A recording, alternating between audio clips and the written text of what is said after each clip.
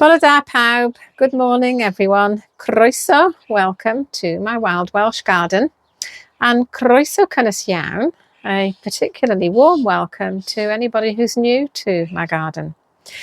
Yes, I've had quite a lot of interest recently in my channel and my garden, and that's just lovely. It's lovely to think that more people want to garden in a wilder way and do what they can to help wildlife and nature. So my name's Isabel and I live here at the top of the Swansea Valley in Wales in the UK, and this is my wild garden.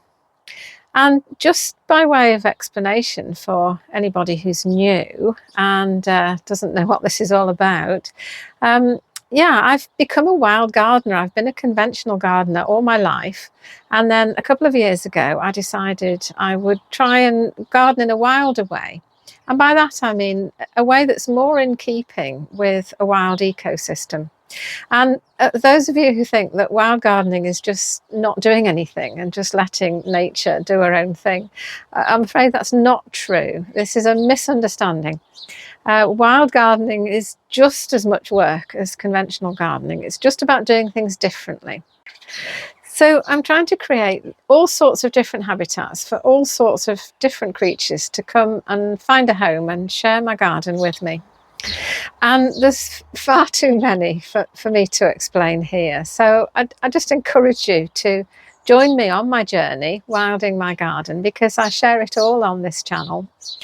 And yeah, so please like the video, please subscribe to the channel, and maybe we can encourage some more people to become wild gardeners as well. And the challenge is, can I create a haven for wildlife in my garden that's also beautiful and that is good for me as well, that I'm going to want to spend time in? So that's the plan. And yeah, without further ado, we'll see what's been going on in the garden this week.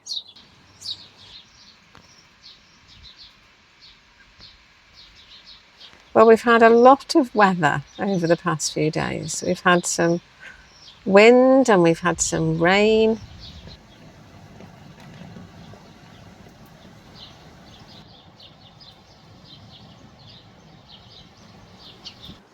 And my lovely white foxglove is getting blown over.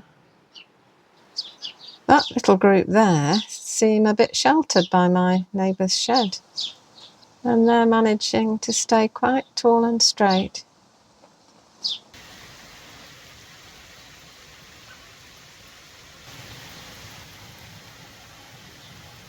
And the blackbirds are back asking for sultanas every morning.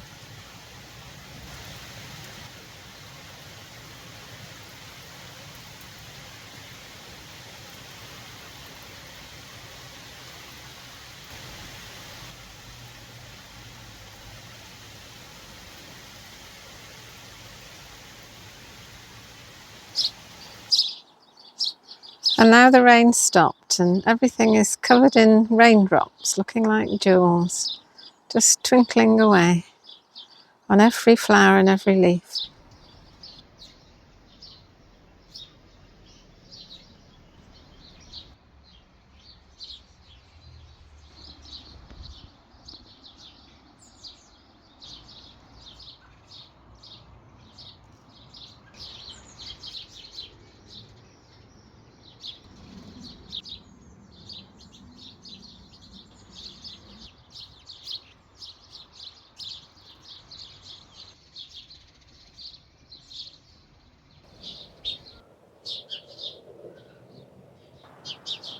The garden is looking quite magical this morning. And this, my friends, is why in Wales there is no point in putting slug barriers up, because the slugs just swing in on a rope of slime.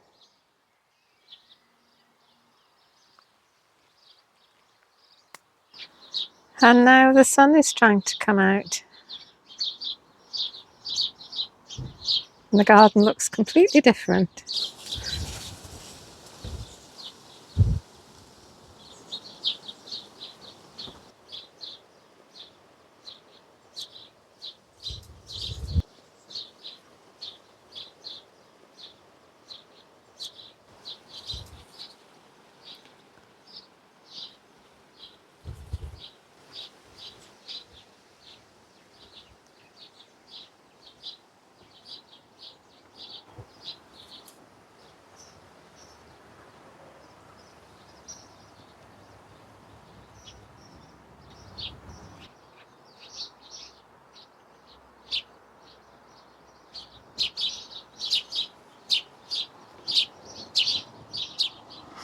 This morning I've been doing a bit of gardening.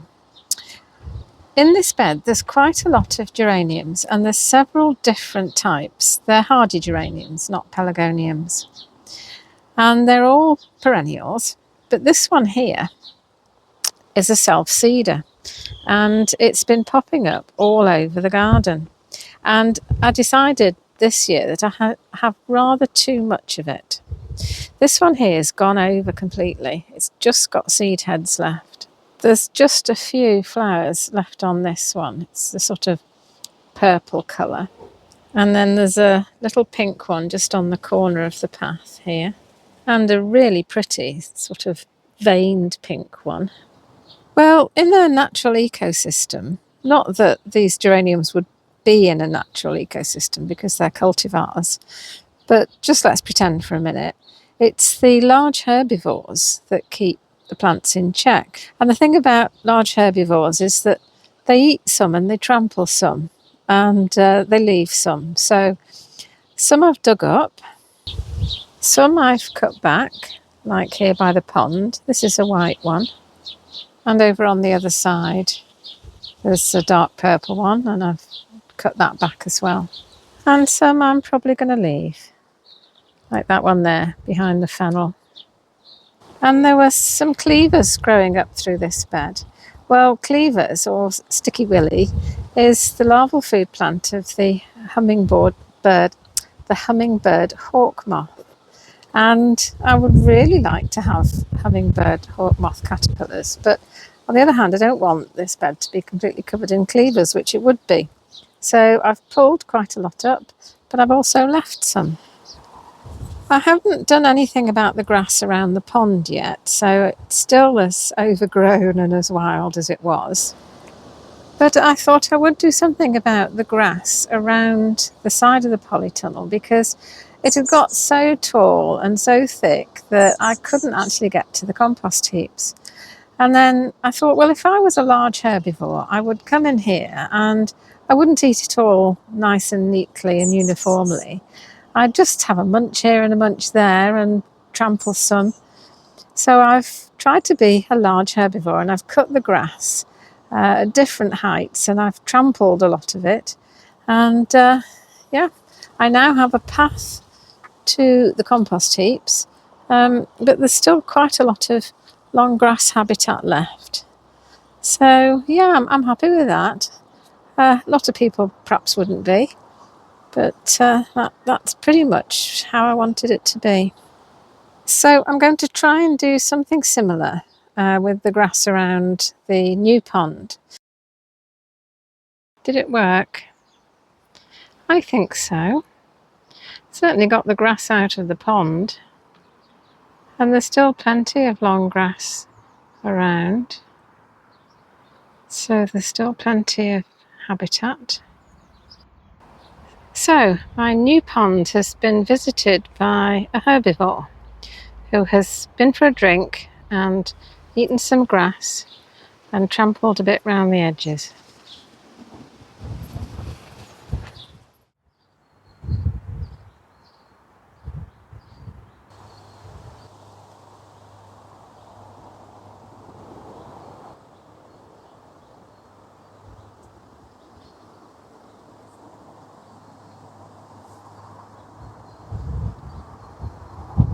I've come to my little over the road, as I call it, my little wildlife patch, to check my nettles here, but no sign of any caterpillars.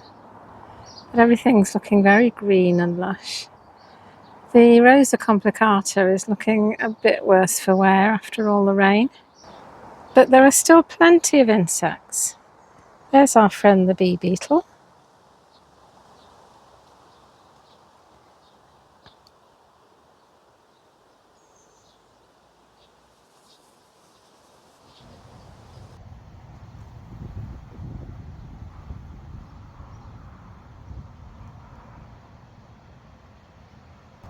And there are ordinary bumblebees. And those amazing green thighed beetles. And the bramble is flowering and being visited by all sorts of pollinators. And the sun is in and out, but it's a little bit breezy. The bumblebees are foraging, but we know they forage in the rain, so they're not going to be put off by a bit of wind. And there's more rain forecast for the rest of the week, so I'm going to come out and do a pollinator count and just see what's visiting. So when I count pollinators, I mark out a ½ metre square and then count the number of pollinators that land on the flowers in that square within 10 minutes. So I've seen 10 bumblebees, 4 honeybees, 1 hoverfly and 1 beetle, which makes 16 insects. And I think the average number of insects that you see on a count like this at this time of year is about 13. And then just by way of comparison, I'm going to do a pollinator count on the white clover in the meadow.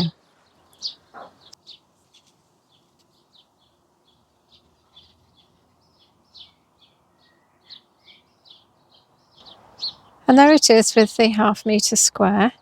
And I only saw 5 insects on here, 2 bumblebees, 2 beetles and a very small insect that I couldn't identify. I thought I'd give you a bug's eye view of the lawn while I was here.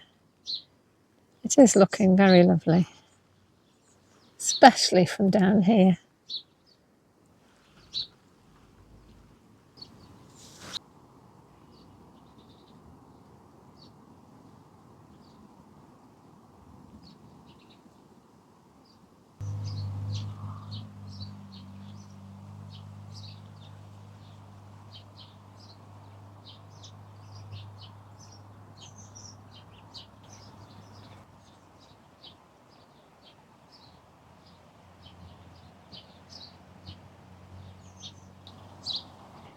Some of the yellow rattle flowers have gone over now and they've started to form seed pods. And then as the summer goes on, these will dry out and they'll start to rattle in the wind, which of course is where it gets its name from.